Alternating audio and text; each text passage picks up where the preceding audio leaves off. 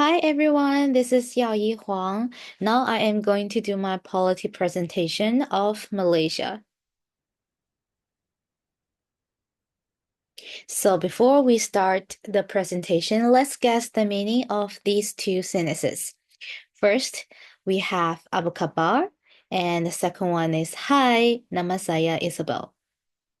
So I think maybe the first one will be a little bit tricky for you to guess the meaning, but according to the pronunciation of the second one, I think somehow you can figure out the meaning. So the second one means, Hi, my name is Isabel. And the first one, Abu Kabar, it is actually a greeting. It means, How are you? So today we're going to look at Malaysia and its language, which is Bahasa Malaysia, or in English, we call it Malay language. As for the content of today's presentation, we are going to talk about the introduction of Malaysia, and then we will look at the history of language development in Malaysia. And we will also talk about current language status, and we will cover Malaysia language policy framework. We will look at a case of family language policy in Malaysia. And lastly, we will talk about some of the challenges, the impacts, and suggestions. So let's take a look at this map of Malaysia. It is located in Southeast Asia. And actually, there are two regions of Malaysia. So we have West Malaysia and East Malaysia. The capital city is Kuala Lumpur. It is located in the west side of Malaysia. And the population, there are 34 million people in Malaysia.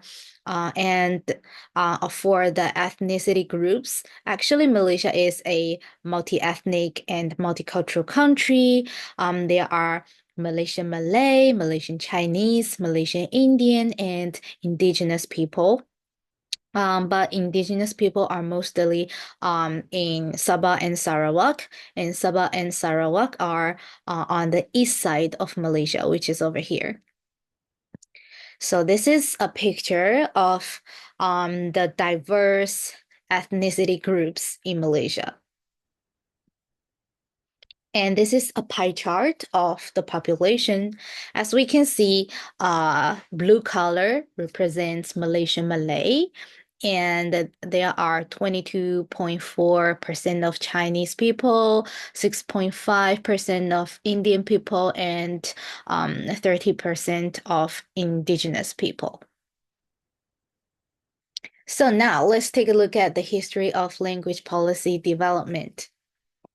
During the British colonial era, which is back from 1786 to 1957, Malaya was under the British Empire's colonization. So during that time, English was the administrative and educational language.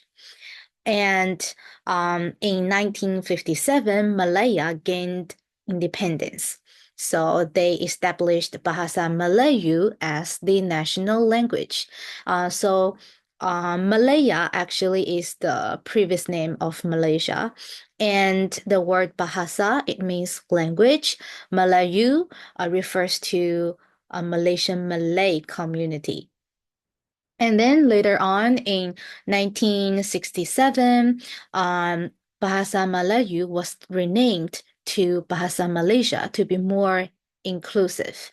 And then from 1970 to 1982, there is a shift from English medium schools to Malay medium. So as we mentioned earlier, during the British colonial era, English was the educational language, but after Malaya gained its independence, so gradually there is a shift so that in schools, everybody used Malay as a medium of instruction. And in 1978, English was formally considered as a strong second language in education policy.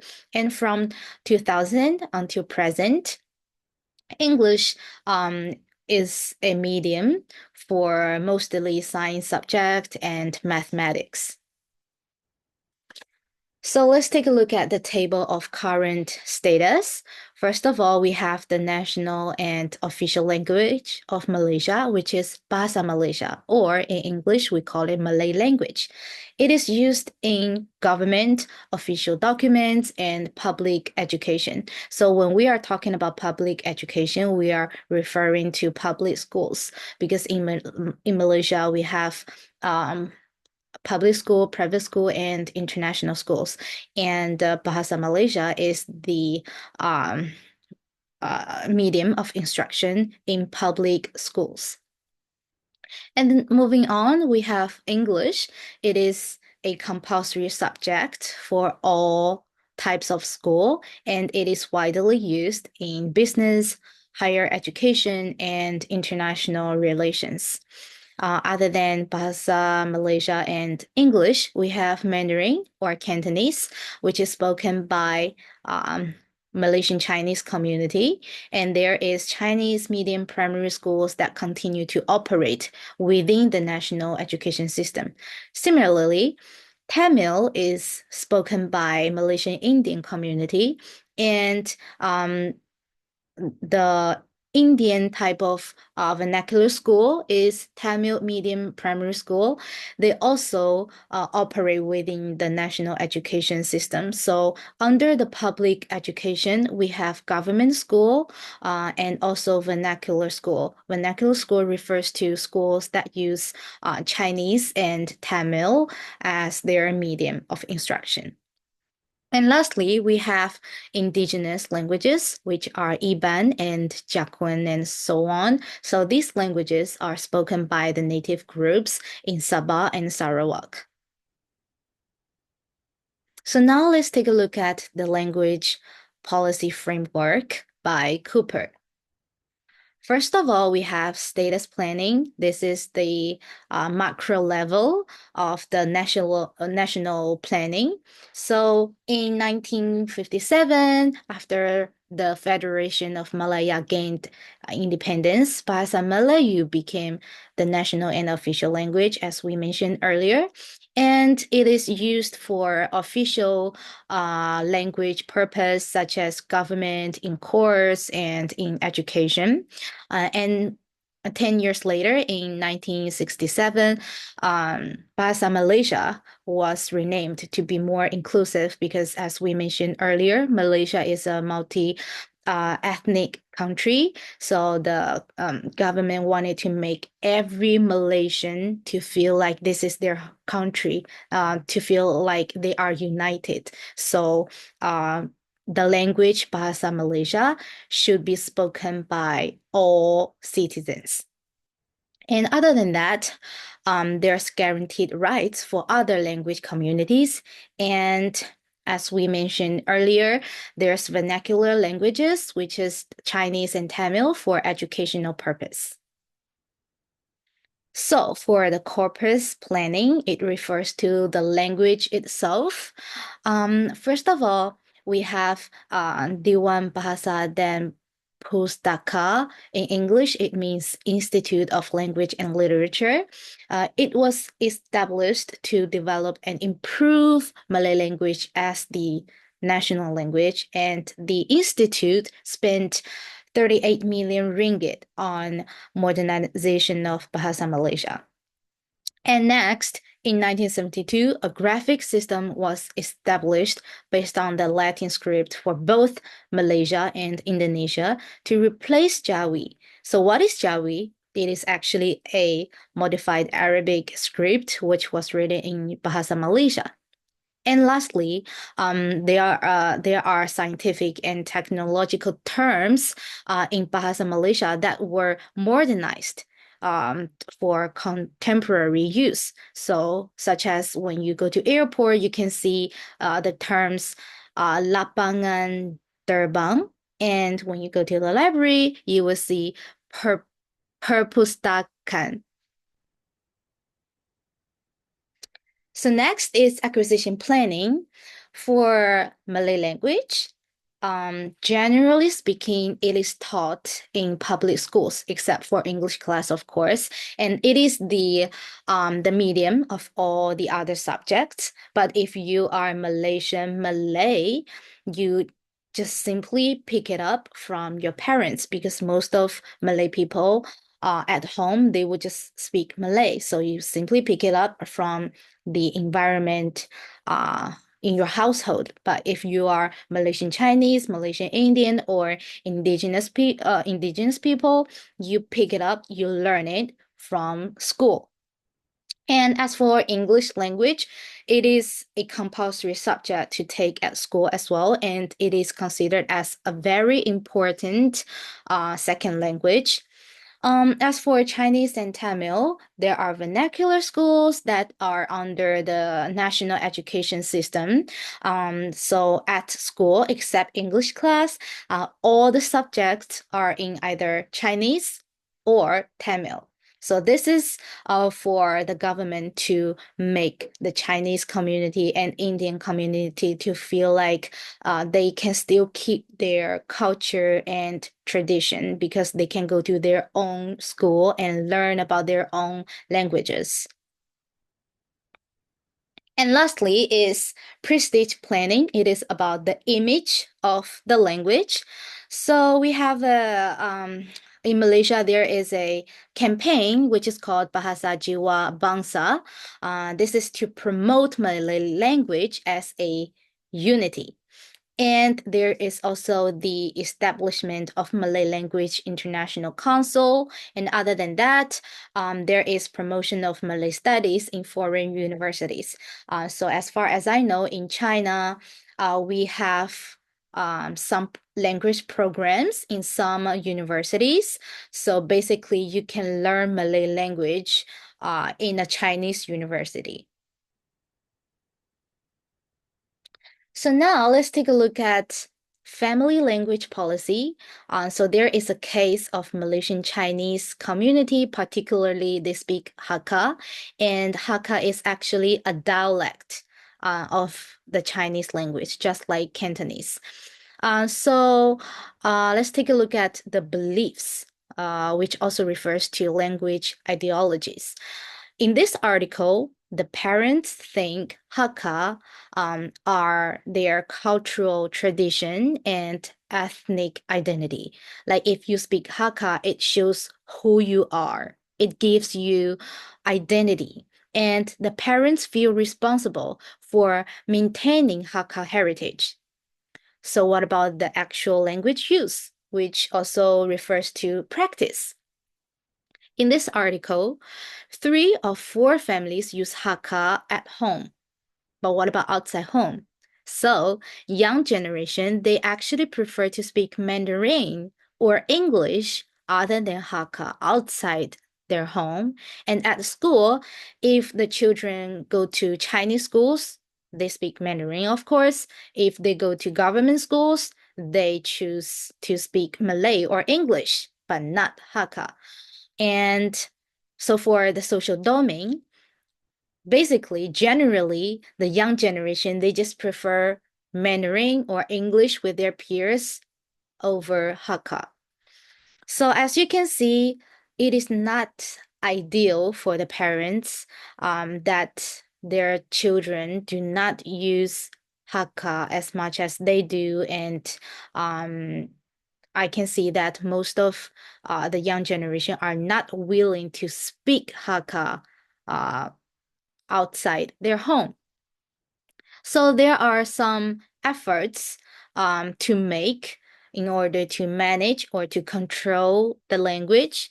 For example, in this article, 2 families maintained Hakka despite external pressure to shift to Mandarin, and they are involved with the Hakka Association. So it reinforces their decision to maintain Hakka at home. We can see that the parents' attitude is really strong. They want their children to keep learning Hakka, to maintain Hakka because it shows who they really are. It gives them ethnic identity.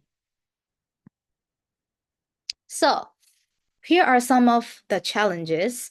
Um, According to Ting and Lin in 2012, indigenous languages may be endangered. And just now we took a look at the case of a Malaysian Chinese Hakka community.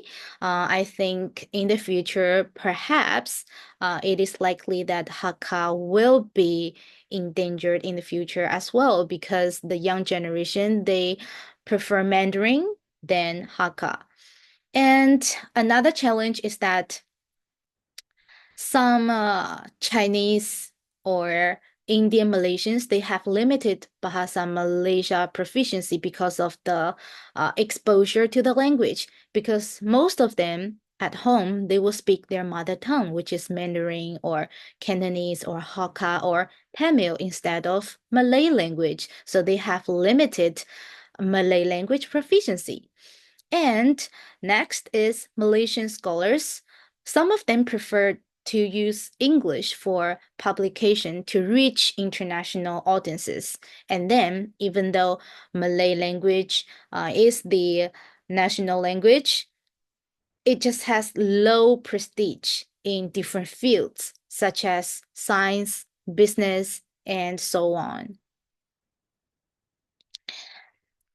So, according to the challenges, they bring some issues to the society. First of all, because some of the languages or dialects are being endangered or they will be endangered in the future. So, it reduces cultural identity among indigenous communities and it just diminish linguistic diversity within Malaysia. And if you are Malaysian Chinese or Malaysian Indians who have limited Bahasa Malaysia and you go to a government school where Malay language is the medium of instruction, it is most likely that you will have disadvantage in terms of education because some of the students might have difficulty understanding the classes, so they cannot catch up with their schoolwork. So it brings educational disadvantages in the national curriculum.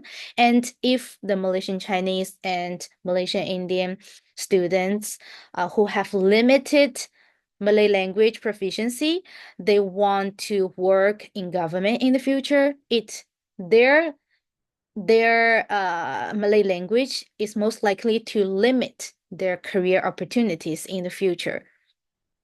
And because some of the scholars, they still prefer to use English for publication, it reduces the development of academic vocabulary in Malay language. And lastly, potential class divisions based on language proficiency can occur because Malay language has very low prestige.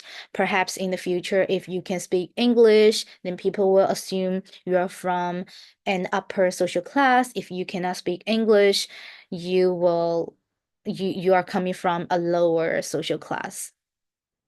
So here are some suggestions. I think it is important to recognize and certify Indigenous language competence officially. And then for those students who struggle with Malay language and cannot catch up with schoolwork, the school can actually provide those students with additional support programs to help with their Malay language, and the teachers at school can develop more engaging and culturally inclusive Malay language teaching methods. And as for the publication, I think it would be a great idea to use bilingual, to use both languages, meaning that you use Malay language and English in the journals, so it can somehow promote the prestige of Malay language in the international level. And lastly, because Malay language is limited in some fields like science and business, so it is also significant to showcase success stories of Malay medium professionals and businesses, and to develop high quality professional training programs that are delivered in the Malay language. So this is another way for you um to boost, to promote Malay language prestige, the image of the language. So these are the references. Terima kasih. Thank you for watching.